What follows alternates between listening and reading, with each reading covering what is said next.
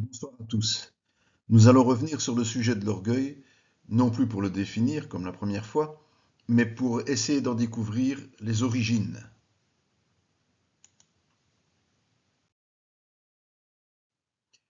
Le principe général est que l'orgueil est ancré au plus profond de l'homme, dans ses pensées les plus secrètes, comme tous les autres péchés d'ailleurs. Et cette pensée va se révéler lorsque notre curiosité est titillée, surtout si nous avons un bénéfice à en retirer. Alors, nous passons à l'acte, comme Ève l'a fait avec le fruit bon à manger.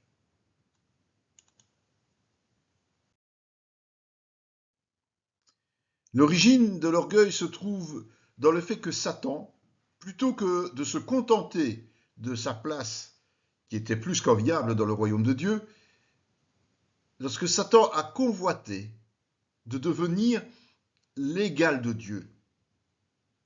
Et malheureusement, cette ambition démesurée est inscrite au plus profond du cœur de l'homme.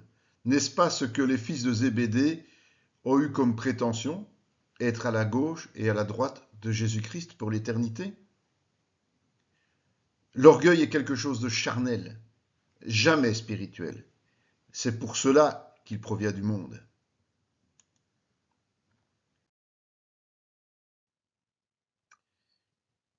Le confort va souvent de pair avec l'égoïsme. Et s'il y a égoïsme, il y a manque de charité envers ceux qui sont dans le besoin.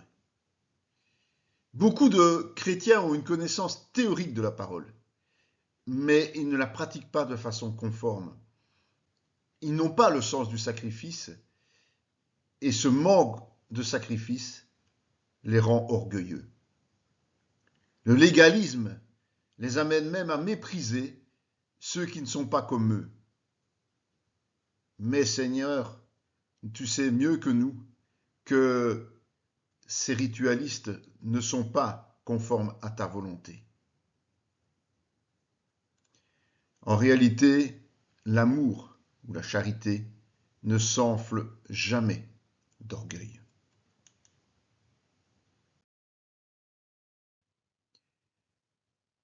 L'homme a une tendance naturelle supplémentaire, c'est de n'en faire qu'à sa tête.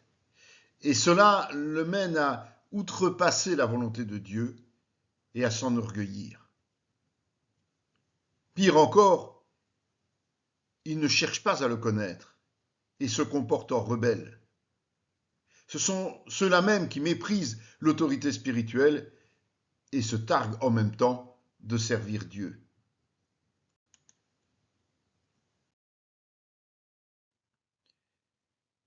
Beaucoup de chrétiens se trouvent malheureusement dans un cas de figure particulier.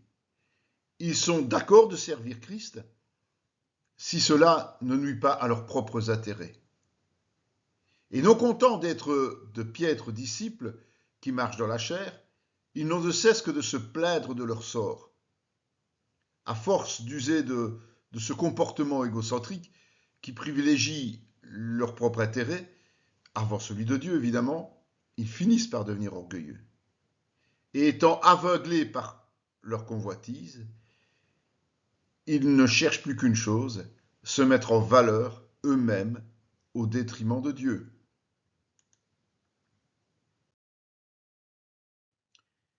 Comme le disait Jésus, il est difficile aux riches d'entrer dans le royaume de Dieu. Mais il est tout aussi compliqué pour eux de s'abandonner à lui après la nouvelle naissance sans s'appuyer sur leur fortune. Et on ne parle pas que d'argent parce que cet exemple du Philistin, il n'était peut-être pas riche, mais il avait un physique avantageux qui lui a fait croire qu'il était supérieur, la source de l'orgueil.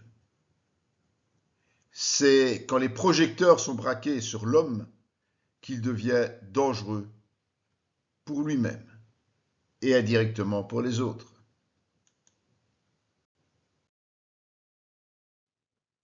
Et enfin, nous verrons que le danger vient du succès, car l'homme a tendance à imaginer que c'est par ses propres moyens, ses propres forces, qu'il y est arrivé. C'est d'ailleurs pour cette raison que la prudence est de rigueur lorsqu'il faut confier des responsabilités à quelqu'un au sein de l'Église, et pas seulement aux jeunes convertis.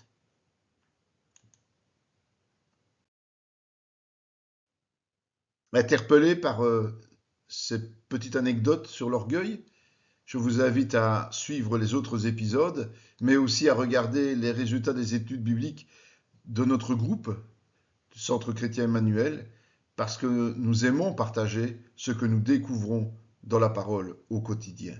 Soyez bénis.